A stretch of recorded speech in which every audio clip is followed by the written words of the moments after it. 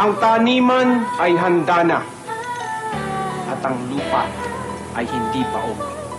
Mabuhay ang Pilipinas! Isang masayang paglalakbay kasama si Viola. Ang tungo ay sa Madrid at lugar ng Alemanya. Doon ay nakita ang iyong kaibigang manunulat, si Blumentritt, na tulad nung nakakasugat kung magsulat.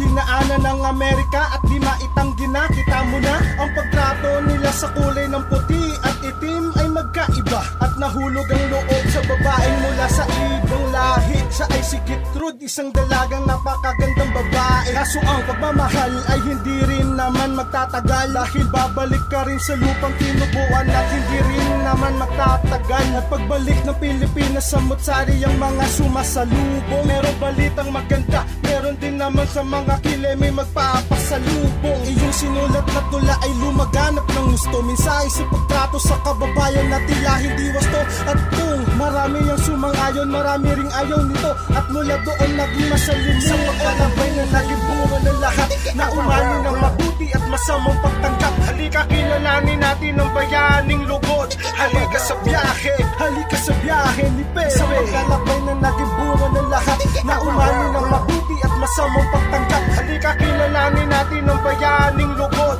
Halika sa biyahe, halika sa biyahe ni Pepe. Dahil sa mga banta ating bansa ay lilisanin, hindi lang madadawit ang pamilya, baka di mo gagawin taong 18 ng Pebrero ay umalis. Ang plano ay maglakbay sa Asia para sa Europa, bumalik Hong Kong, unang bansang nilagpagan ng mga paang may mga pangarap. Doon ay nanatili kasabay ng pasasalamat sa mainit na pagtanggap. Hindi naglaot, sakay ng barko ay pumunta sa bayan ng mga Hapon. Ipinamalas ang talino, lingwahe nila'y inaral mo doon. Doon mo din nakilala ang bumigaan ni sa iyong kalooban. Isang magandang dalagang nagangalak o seisan. Kaso ang pagmamahal sa bayan ng nangibabaw sa puso mo at isipan, kaya kailangan magsabi ng sayonara. Sa Tagalog ay paalam. Ang pag-ibig ay tsaka na importanteng bayan ay makalaya. Kahit parang sarili pilit mong dinadaya, tuloy-tuloy ang paglakbay na parang walang katapusan. Tanong ko lang Pepe, saan ang susunod mo isang paglakbay na naging bunga ng lahat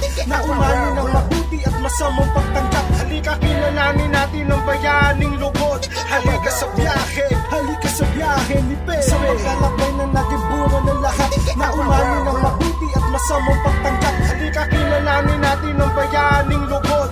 Halika sa biyahe, halika sa biyahe. Ngunit ano, paglayo ay bumabalik pa rin. Di mo matiis ang bayan mong may mabigat na pasanin. Hindi ka man lumawak na sundang at pumuputok na barel. Mga kalaban mo'y lubos na sasaktan sa sinusulat mo sa papel. Mabuti ng mga bunganga mo'y manatiling tikom. Ang paghiyaw naman ng tinta at luma ang tangi mong tinutugon. Tinatanong nila bakit di ka sumasali sa pakikipagdigma, pero tinutugis ka namang natas nila at doon sila ay nabigla. Mga tula mong El Pili at Loli ay naging makasaysayang patunay na ang tinatapon ng tinta ay pwedeng magpabago ng buhay. Salamat Pepe dahil kahit saan ka man mapunta, iniisip ang bayan mong iniwan kung kamusta. Isa kang inspirasyon mula noon hanggang ngayon. Tanong ko lang Pepe, saan ang susunod mong destinasyon? Sa paglalakbay na naging bunga ng lahat na umani ng mabuti at masamang pagtanggap. Halika kilalanin natin ang bayaning lugod. Halika sa biyahe, halika sa biyahe ni Pepe. Sa paglalakbay na naging bunga ng lahat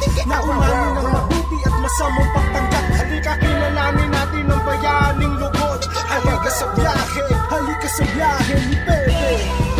Apunten! Consumatum est! Fuego!